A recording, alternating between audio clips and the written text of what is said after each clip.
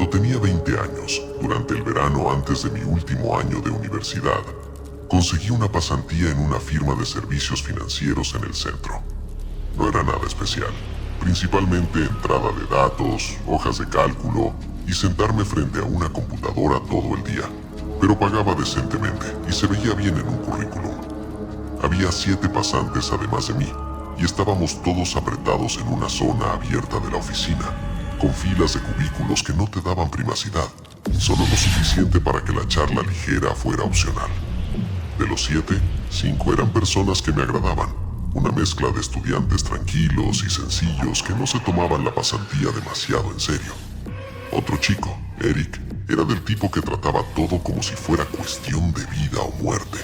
Casi no hablaba y siempre tecleaba como si el teclado le debiera dinero. Pero el séptimo pasante, Alex, era algo completo. Cuando conocí a Alex parecía normal, quizá un poco torpe, pero todos lo éramos al principio. Al principio fue sutil. Se aparecía en mi cubículo durante el día.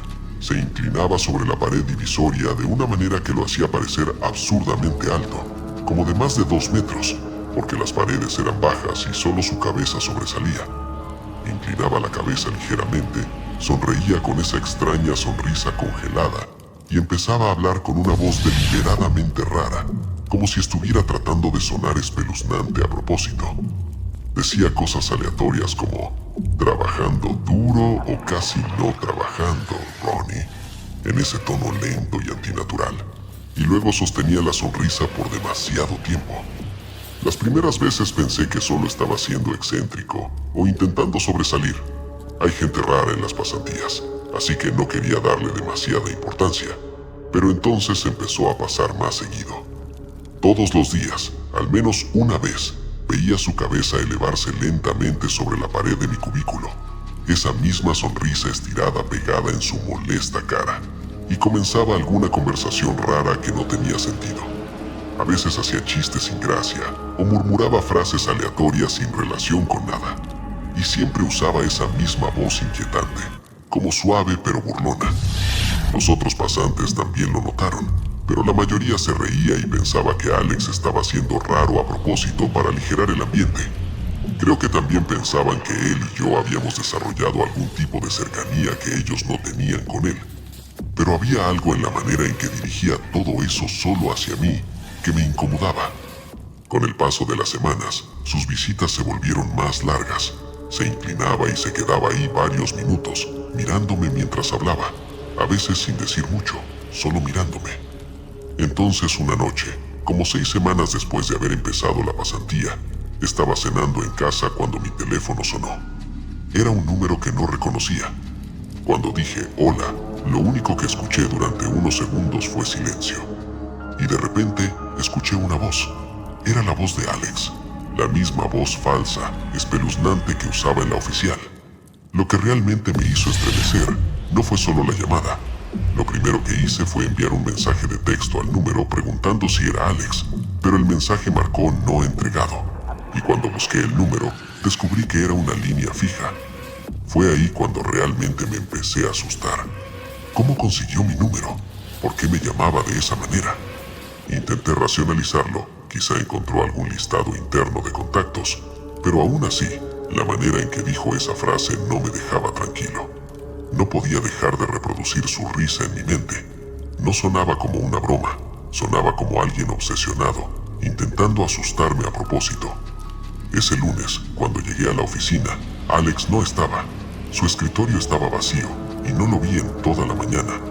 Fui con nuestro supervisor, un hombre llamado Martin, y le pregunté si Alex podría haber obtenido mi número a través de la empresa.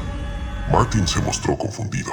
Dijo que los pasantes no tenían acceso a la información de los empleados, y además lo habían despedido a finales de la semana anterior porque no hacía su trabajo y había ignorado múltiples advertencias. Entonces le conté sobre la llamada. Se sorprendió, y algunos pasantes que escucharon la conversación empezaron a asentir, diciendo que siempre les había parecido inquietante, que también los hizo sentir incómodos alguna vez. Les conté sobre las visitas al cubículo, la voz, todo. Martin me dijo que no me preocupara, que Alex se había ido para siempre y no tenía razón de volver. Eso me dio un poco de tranquilidad. Durante la siguiente semana, esperaba que ocurriera algo más. Un mensaje, un encuentro aleatorio, algo, pero nada ocurrió. La vida en la oficina volvió a la normalidad. Pensé que aquello había sido realmente el final. Hasta una mañana. Era un viernes, como a las 5 de la mañana. Todavía estaba oscuro afuera, salvo por una tenue luz gris filtrándose entre las persianas. Me desperté porque pensé que había escuchado algo. Más que nada un ruido afuera. Me levanté y miré por la ventana. Desearía no haber hecho eso. De pie en mi patio trasero, entre los árboles y la luz del porche, había una figura mirando hacia la ventana.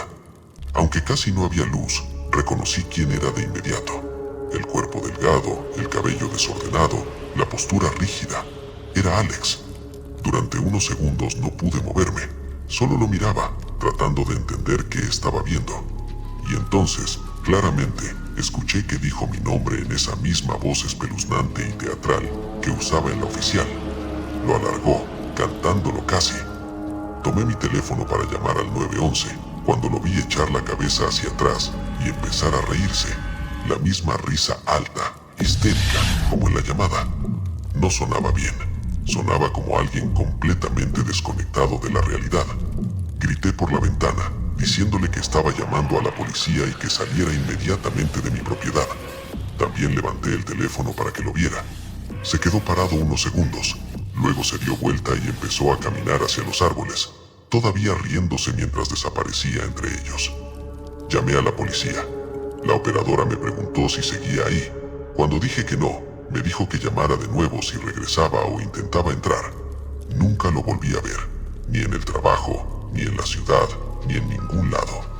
La policía no pudo hacer mucho, ya que técnicamente no había entrado ni me había amenazado de manera directa.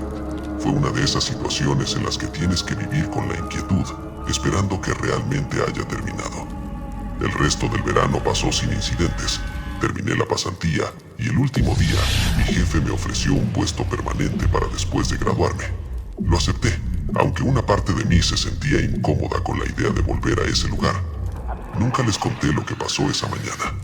No vi el sentido. Alex se había ido y nadie sabía dónde había terminado. Con el tiempo me convencí de que quizá lidiaba con algún tipo de trastorno mental o problema social. Es la única forma en que puedo explicar cómo alguien pasó de ser un pasante callado y torpe a estar en mi patio trasero a las 5 de la mañana, riéndose como un lunático. Han pasado algunos años y ya lo superé. No terminé trabajando en esa empresa, conseguí otro trabajo después de graduarme. No pienso en esto tan seguido, pero a veces la imagen de él parado en mi patio trasero todavía me eriza la piel. Todavía me pregunto cómo consiguió mi número, cómo encontró mi dirección y qué quería esa mañana. Supongo que hoy en día no es difícil conseguir la información de alguien en internet. Lo único que sé es que por unos meses de mi vida trabajé junto a alguien que no era solo raro, tenía algo mucho más profundo ocurriendo.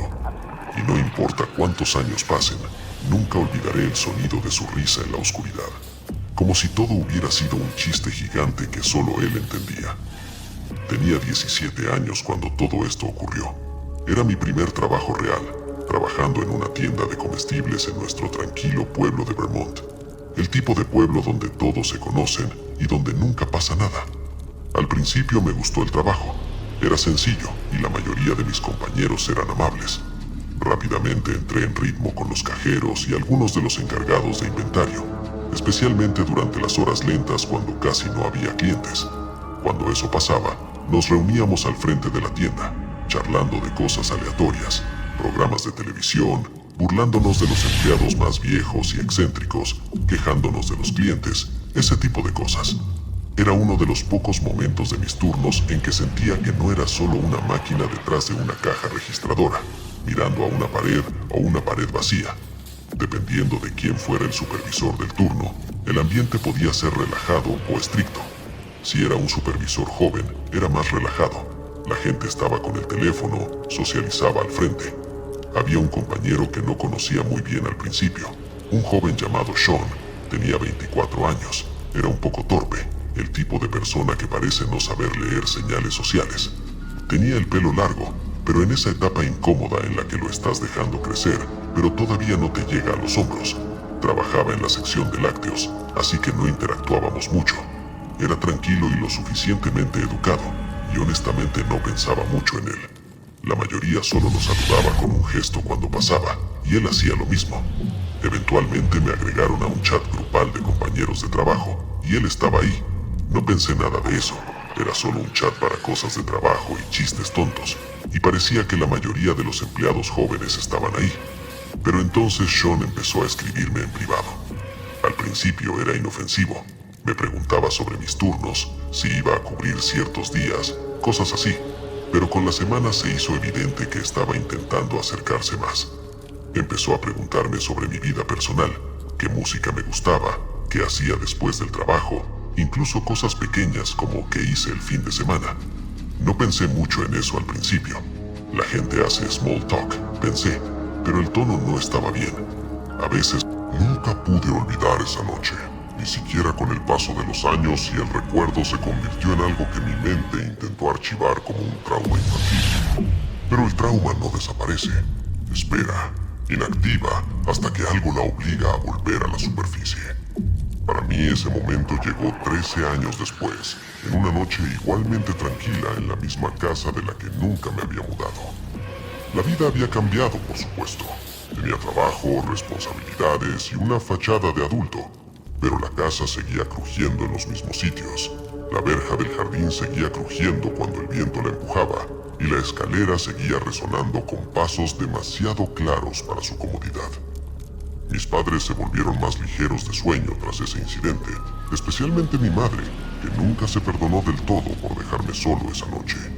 Pero aún así, la rutina hace que la gente sea descuidada, y la rutina fue precisamente lo que les hizo salir de nuevo esa noche para cenar su aniversario, mientras yo me quedaba en casa terminando algo de trabajo.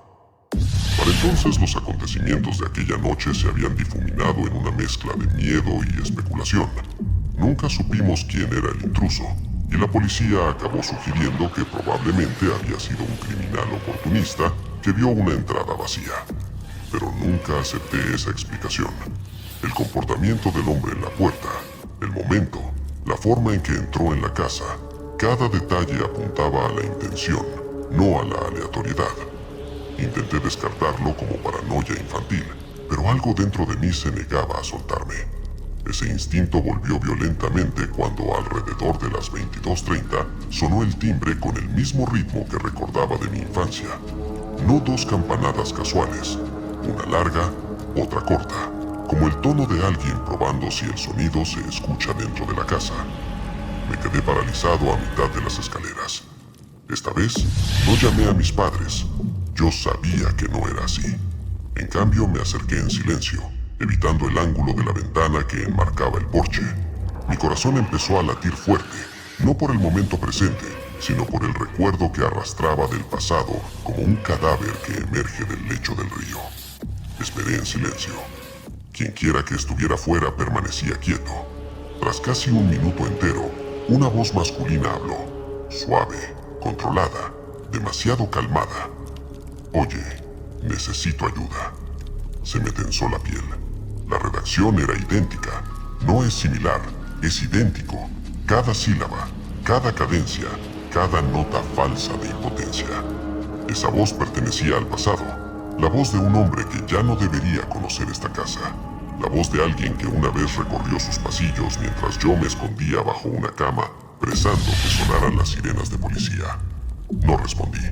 Me aparté de la puerta, y por un momento, la casa volvió a un silencio absoluto.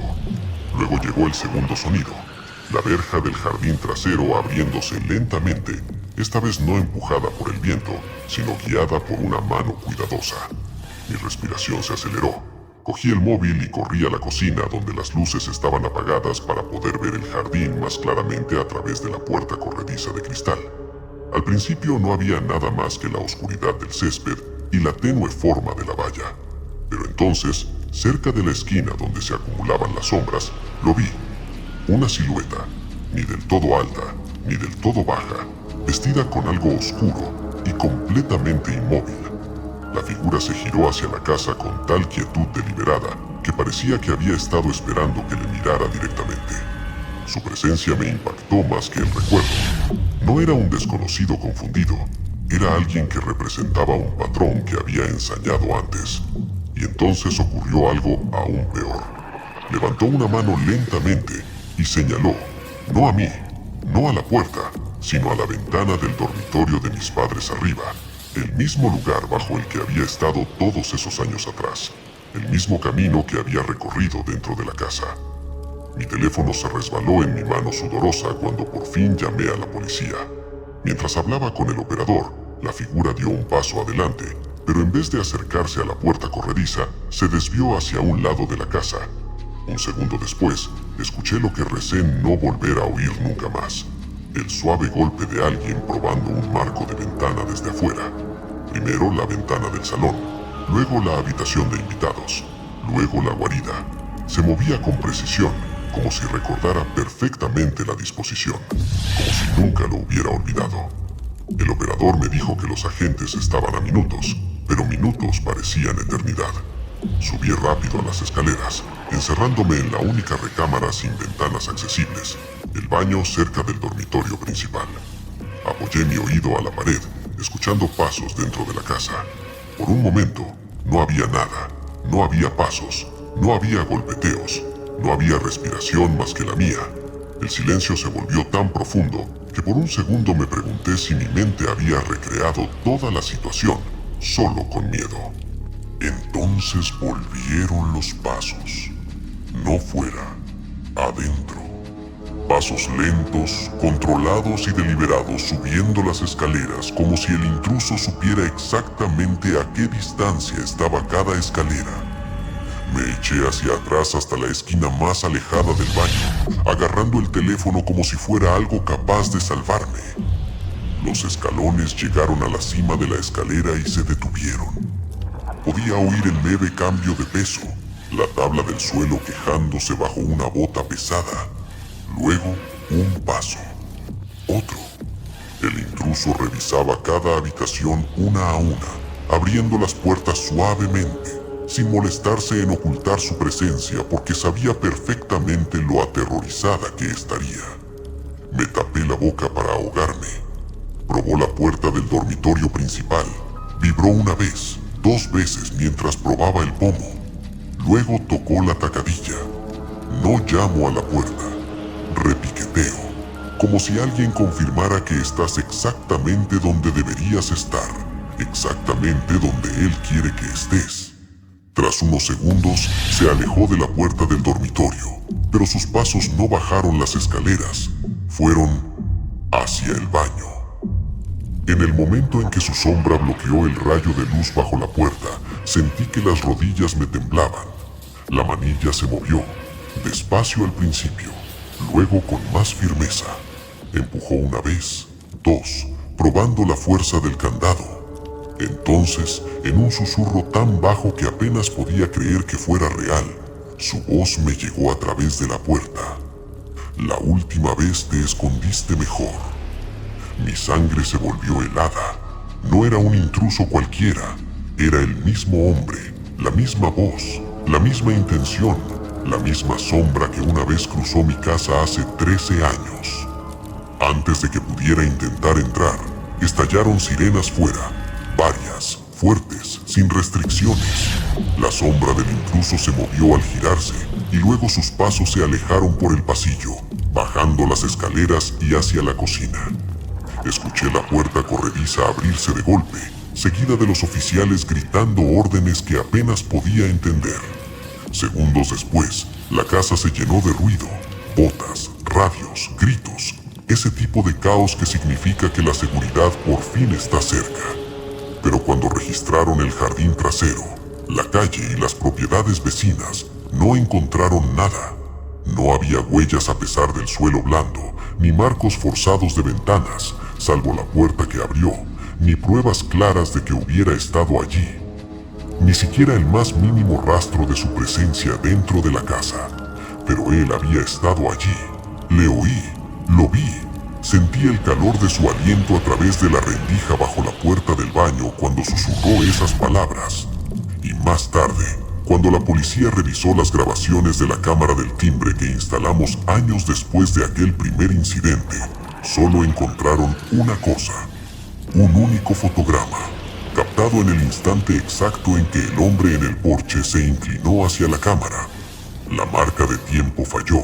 El sensor de movimiento registró movimiento, pero el rostro estaba borroso hasta el punto de ser irreconocible, no distorsionado de forma natural, sino estirado y fragmentado como si la cámara se negara a percibirle. Cuando el técnico analizó las imágenes, dijo algo que nunca ha dejado de resonar en mi mente. Es como si la cámara intentara capturar a una persona, pero lo que fuera que había, no se registraba como tal. La pizzería cerró hace años. Los registros de entrega fueron destruidos. El hombre llamado Phil desapareció de los registros públicos desde 2009. No hay dirección de reenvío, sin historial laboral, sin certificado de muerte. Nada. Algunas personas desaparecen, otras nunca se van. Y sé, con una certeza que se siente como el aliento frío en la nuca, que volverá otra vez. Porque lo último que me dijo el técnico fue esto. La figura miró directamente a la cámara antes de que la imagen se rompiera, y sus labios se movieron. No pude oír lo que dijo, pero puedo leer labios. Le pregunté qué susurró el hombre. El técnico dudó y luego respondió: sigue viviendo aquí.